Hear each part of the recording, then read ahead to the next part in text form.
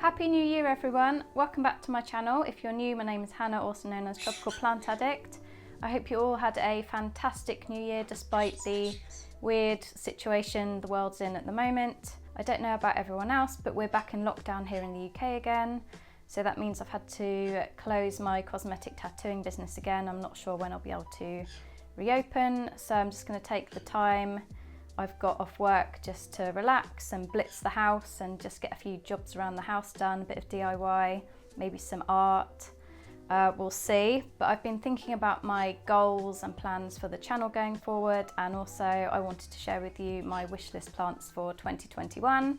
But first of all, I have to show you the exciting progress of my Queen Anthurium leaf. You've probably noticed her sat next to me here on the coffee table. I showed her in my recent top 10 plants of 2020 video, and since then she's grown quite a bit and still continues to grow, still not hardened off yet. So as you can see, she's looking rather large. I'm still in shock at this leaf. To begin with, I wasn't even expecting a leaf to pop out in the winter anyway. And I never imagined that it would get this big. Seeing as the original leaf is this size, it is missing the end part because it got a bit crispy and I chopped it off. But as you can see, the original leaf is quite narrow.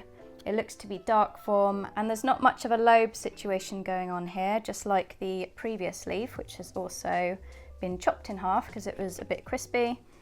So I'm actually quite surprised because the leaf profile is different. It's a lot wider and the lobes are much more pronounced, which I really like. I love a good set of lobes. But I'm absolutely thrilled with this leaf.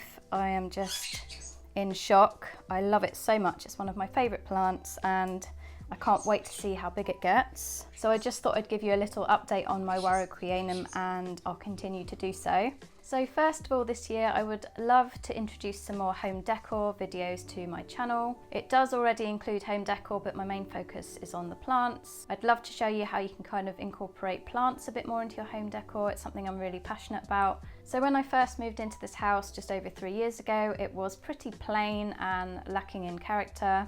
So I'd love to show you what it looked like when I first moved in and its progression over the years, what I've done to it. January is quite a rubbish month in my opinion, but I am awaiting the arrival of my new sofa, which I've been waiting for months, some new lighting and a rug for my living room, so I'm quite excited about that and I'm excited to show you. I'd also really like to create some more arts and crafts content for you. You guys seem to really enjoy watching my video on how I created my Tiki Bar signs, the mini plants that can hang in your car, the car charms, and also I did one on nautical pilings for the garden. So one of my goals this year is to be a bit more creative and put some of my artistic skills to use and actually film it, because I do a lot of stuff behind the scenes. I'm always kind of making stuff for the house, bits and pieces, lots of DIYs always going on. Sorry, the doorbell just went and I've completely forgotten what I was saying, but I think I was pretty much saying that I need to put my artistic skills to use and actually film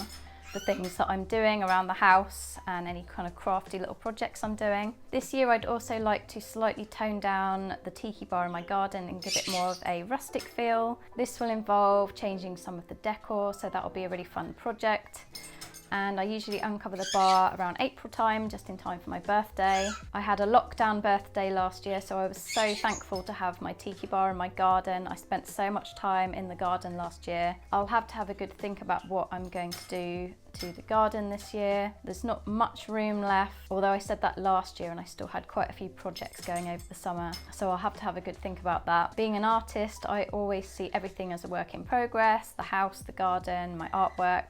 So I'm always going to find something to add to the house and garden. It's always a work in progress. I'd love to improve my camera skills this year, especially when I'm filming things like houseplant tour, home decor tours. My new iPhone 12 Pro arrives in the next 2 to 3 weeks, so that's really exciting, and that's going to improve the quality of my videos because the camera is much better than my current one. I just need to get a little bit more creative with my filming and make my videos look as professional as possible. I'd also like to improve the look of my channel. I did get a new logo and banner done maybe like 3 or 4 months ago.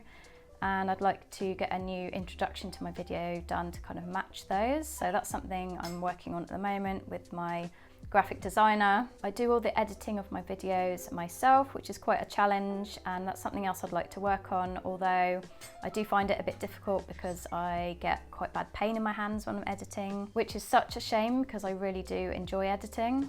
I also need to try and gain a bit more confidence on camera, which I've been trying to do for the past 2 years, but it's been proving a bit difficult. I much prefer to be behind the camera than on the camera. Hopefully I can find some way of improving that this year as well. I'd also like to film some more informative kind of videos, and throughout the year I'll do some polls for you guys so you can kind of let me know what kind of videos you'd like to see. But most importantly for me is to carry on filming the videos that I enjoy filming. So those are my main plans or goals for my channel over the next year. I'm sure I'll be adding to that list. And obviously I've got some personal goals as well, just the usual kind of stuff like eat healthy and do some more exercise, look after my skin. I recently went to a dermatology appointment and they told me my skin is really sun damaged, especially on my back, and they literally sent me straight to surgery to have a mole removed on my back.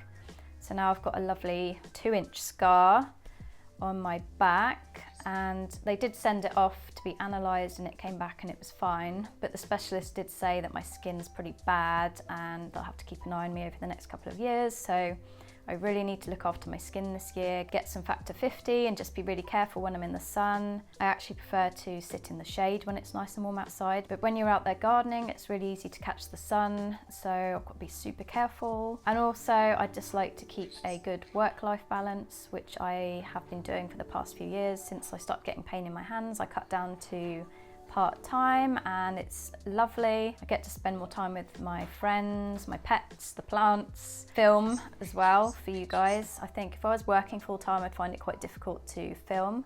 So yeah, work-life balance, very important. So now on to my 2021 wish list. So I looked back at my wish lists from last year and I have acquired some of the plants, but not all of them. But my list actually does change quite often and I'm always adding to it. So this time I've condensed it down into a more realistic number. I've just got 5 plants, my top 5 plants that I would love to try and add to my collection this year. So number 1 on my wish list for this year is the Anthurium corrugatum.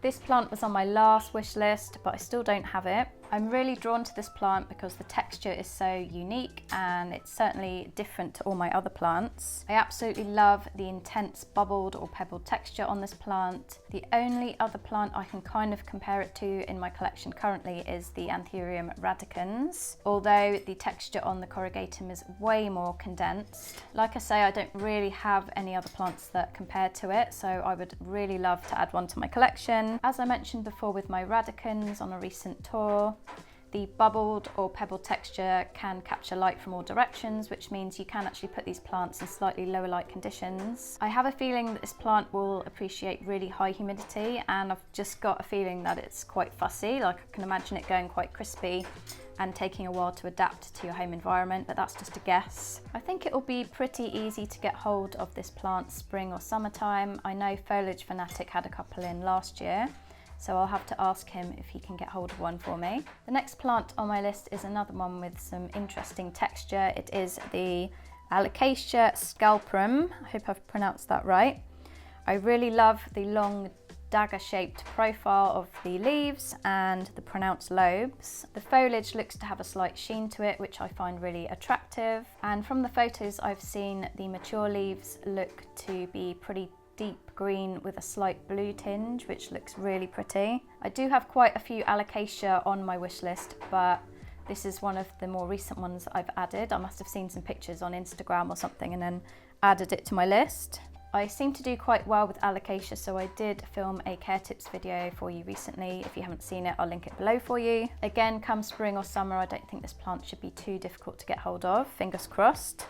The next plant on my list has been on my wish list for over a year, and I kind of wish I'd bought one last springtime before the prices absolutely skyrocketed. But as you know, with the rarer varieties of houseplants, the prices can really fluctuate. The plant on my list is the variegated Bilietii or Bilietii, however you pronounce it. I've got the non-variegated one and it's super low maintenance, it's quite a fast grower, it ships well, and I'm looking at it now and it's pretty grand looking. I think if I was to get the variegated version, it wouldn't be a big one like that unless I win the lottery, but you never know. I love everything about them. I love the elongated profile, the big lobes, the beautiful yellow variegation, and the petioles are a lovely kind of deep orangey red colour, which is a really nice contrast against the foliage. Number 4 is another plant that's been on my wish list for about a year. It was included on my 2020 wish list video, so there's a bit of a theme going on across these wish list plants. So here's another one with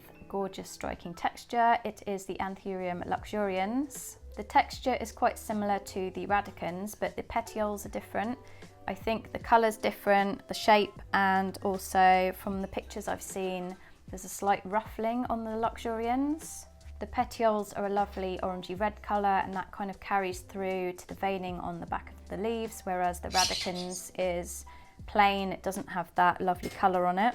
Also, the leaf profile is quite different. The lobes are way more pronounced on the luxurians.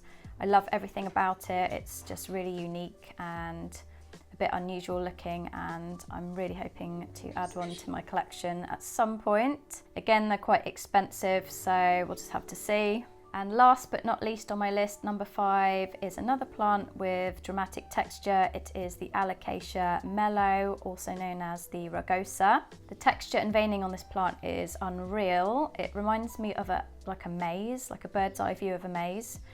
And if you zoom in to the plant as well, there's just even more texture going on. It is absolutely beautiful. I love everything about this plant. It's very unusual looking. It's quite compact as well, so it won't take up too much room. The mature foliage looks like a lovely bluey green with a hint of silver. I can imagine the texture of the foliage to feel quite similar to the black velvet Alocasia. It's really firm and almost like cardboard. Again, I haven't seen this plant in real life. I've only seen pictures, but just by looking at it, it just looks to have like a similar leaf feel to it, which would indicate to me that it is quite resilient. Well, let's hope so anyway. So that's my top 5 wishlist plants of 2021. Let me know in the comments below what your top 5 plants are on your wish list, and also if you've got any New Year's resolutions, plans, goals, anything like that. I really hope that 2021 is going to be a kinder year for us all. But I don't know, I think it's going to be a bit ropey to begin with, and then hopefully things will settle down and life will become a bit more normal. But I just wanted to say thanks again for your continued support. I really appreciate it. Without you guys, I wouldn't have a channel. My channel started off as a hobby. I just wanted to show a few people my garden and a few of my houseplants, and I never imagined that it would turn into anything like it is now. All these lockdowns have made me appreciate my house and my garden and my plants even more, and I'm so happy I get to share it all with you guys. Thanks again for watching. I really appreciate all your lovely comments. Take care everyone, and I'll see you all soon. Bye!